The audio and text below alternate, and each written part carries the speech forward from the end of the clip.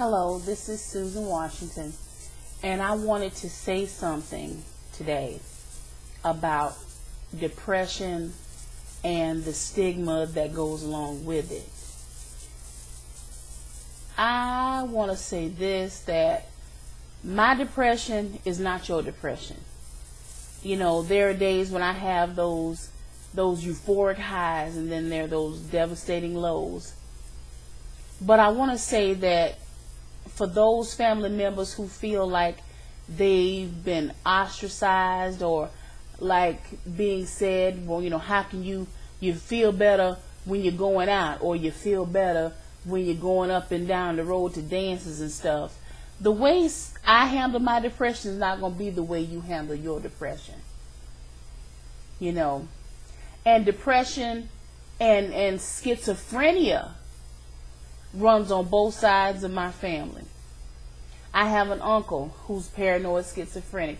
I had an aunt, Lord rest her soul, she was paranoid schizophrenic.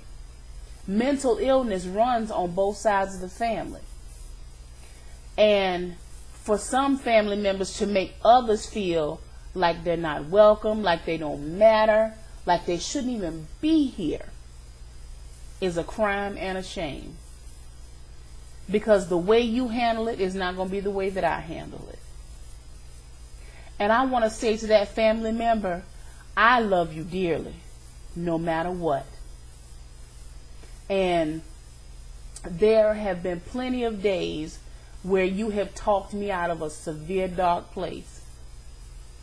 And I said that because I listened to Miss Amy Winehouse's rehab song, and she was crying for help then. Oftentimes we'll mask it with other things. We're real good at hiding that pain until it becomes so overwhelming that you don't feel like you deserve to be here. And I don't know what happened to that young woman, but I know that there was a cry for help long before she died. But people were just too busy to not listen. So I'm going to say this. If you feel like you go into that dark place and that you can't control it, there are places that will help you. Even if you have no money and no insurance. But don't think that you can't get that help. And I want to say again to the person, I love you dearly. I'm not going to put you out there like that. But I understand what you're going through. And it helps me to work through my depression by talking to people. And for others, it may not be something like, they may need to write about it. I'm writing a book, you know, about my life experiences. I can't come from anybody else's experiences but my own. But no one deserves to make you feel like you're unworthy. No one has the right to make you feel that you don't matter. And I'm acknowledging you because I love you. Because that was my biggest thing growing up, getting that acknowledgement. I would be bad to get that acknowledgement from my mother because I didn't know where I fit in my own family dynamic. I was labeled the bad one, so I continued to be bad. You know, but at the true heart of me, that's not my nature. It was all about the acceptance. I dealt with a man for 16 years off and on because I wanted that acceptance. I wanted that acknowledgement, and he wouldn't do that. And then I had to come to realize that nobody was going to be in that number one spot but him.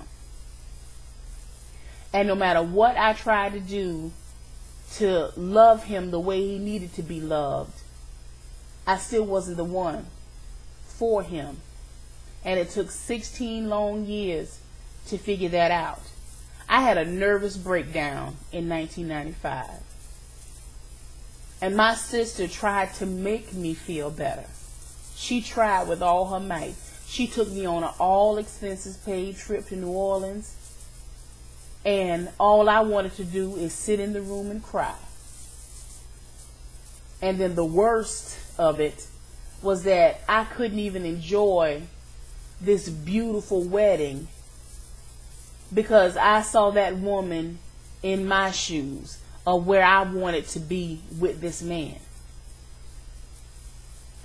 And for so many years, I had to hide the fact that I loved him. I had to hide the fact that I was with him. But I am to the age now where I will not be kept in the dark. I will not be somebody's dirty little secret. If you can't love me out in the open, then you don't need to be with me. And I'm saying that from the heart. And even though we spent the latter portion of the relationship just getting back at each other, hurting each other, instead of just being an awesome couple. And then you have some people who feel like they shouldn't have to say they're sorry for the things that they've done because other people have made it so that they don't. Well, I'm here to tell you, I'm apologizing. I'm apologizing for anybody out there that I've ever mistreated or I've ever done wrong. And I'm woman enough to say that. But I'm going to close now.